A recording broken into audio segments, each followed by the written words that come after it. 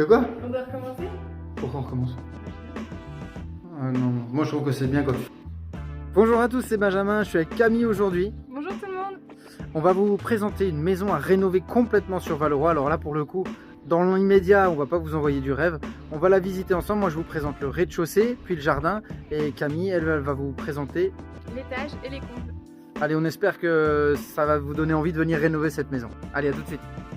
La maison que je vous propose à la vente aujourd'hui, c'est celle-ci. C'est une maison minière, jumelée d'un côté. Donc c'est des maisons qui ont été construites dans les années 1920-1930. En tout cas, à partir de ces années-là. Vous rentrez, vous avez un accès directement à l'étage ou bien à la cuisine.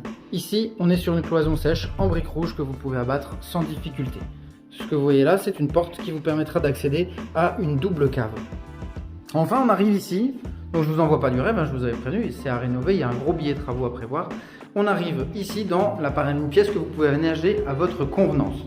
Certains l'ont transformé en une cuisine complète, ici, sur la longueur, où vous pouvez ensuite abattre ce mur-là. C'est un mur porteur, donc là pour le coup, on va avoir les solives qui arrivent dans le sens là. Il faudra impérativement poser une poutre métallique ou bien réaliser un linteau en béton. Voilà, donc si vous l'ouvrez, vous aurez une grande pièce de vie qui fera quasiment 40 mètres carrés. Quand vous arrivez sur cette pièce-là, certains l'ont tout simplement réalisé en salon, donc en posant le canapé ici, en mettant une porte-fenêtre là, en découpant le bas, en faisant un petit jambage proprement pour accéder à une terrasse. Donc soit vous le transformez en salon, soit en cuisine. Puisqu'on a une double cave, vous pouvez tirer les réseaux comme vous le souhaitez.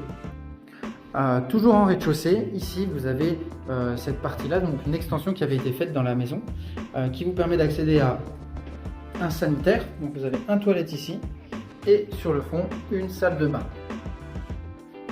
Une porte qui vous permet d'accéder directement aux extérieurs, donc ça c'est très pratique si vous la transformez en buanderie, parce qu'on peut faire une salle de bain à l'étage, on va vous expliquer comment. Si vous la transformez en buanderie, vous avez votre linge à faire sécher, hop, vous sortez directement en été, c'est tip top. On va passer à l'étage, c'est Camille qui vous le présente. Donc voilà, là on arrive à l'étage. Alors comme vous voyez, c'est l'idéal dans ces maisons-là parce qu'on a un dégagement. Donc c'est pas des chambres en enfilade et on peut directement créer les chambres dans les combles. Donc on arrive sur une première chambre qui est assez grande, elle fait 13 mètres carrés. Hop. Et ensuite, on passe sur une seconde chambre qui là est encore plus grande. Hop, comme vous pouvez le voir. Donc l'idéal dans des maisons comme celle-ci, c'est de recréer une salle de bain à ce niveau-là en fait, en remontant une cloison sèche. On peut également faire remonter les réseaux avec du PVC de sang, créer une ouverture pour mettre une fenêtre, créer une porte ici et ça permet ensuite, une fois que les évacuations sont là, de pouvoir mettre un toilette et un receveur de douche par exemple. Donc voilà, on vous mettra quelques photos des rénovations qui ont pu être faites dans des maisons comme celle-ci. Et donc là il y a un peu de boulot mais attendez de voir ce qu'il y a dans les combles. Allez, bon, si c'est pour vous faire visiter les combles, on n'a pas grand chose à voir puisque à l'heure actuelle on n'a pas d'électricité dans la maison. Ce qu'on peut regarder, en tout cas au niveau de la couverture, on a déjà contrôlé un petit peu la charpente. Toutefois, je précise, on n'est pas couvreur, on est agent immobilier, donc si vous avez besoin de plus d'informations techniques, il faut venir avec un couvreur directement. Mais on n'a pas constaté d'attaque d'insectes ou quoi que ce soit. Sur la deuxième partie là, dans le grenier, il y a un petit peu d'isolation qui a été posée, mais on a regardé également la tuile, sur le peu qu'on puisse y voir. On voit quelques traces blanches, mais ça c'est plutôt courant.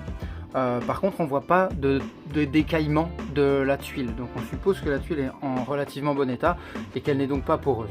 Allez, pour clôturer cette vidéo, on repasse un tout petit coup sur la terrasse pour se rendre compte que d'ici, eh bien, on n'a pas beaucoup de vis-à-vis évidemment, puisque la végétation fait office de brise-vue. Ici, c'est la porte-fenêtre que je vous proposais, la fenêtre que je vous proposais de passer en porte-fenêtre en faisant une découpe pour refaire les jambages. Et ici, la porte qui donne accès directement à la future éventuelle buanderie. On est cadastré sur environ 3 arts de terrain et juste sur le fond, c'est là où vous aviez vu le garage tout à l'heure. Et à l'arrière, le parking où vous pouvez facilement vous garer lorsque vous recevez du monde. Il y a vraiment plein de place, c'est super. Allez, Camille et moi, on espère que cette vidéo vous aura plu et vous aura peut-être motivé à faire des travaux dans cette maison et venir la visiter pour éventuellement faire une proposition. On vous attend, à très bientôt pour une visite. Ciao, ciao. Bye. Rings, réseau et agence immobilière.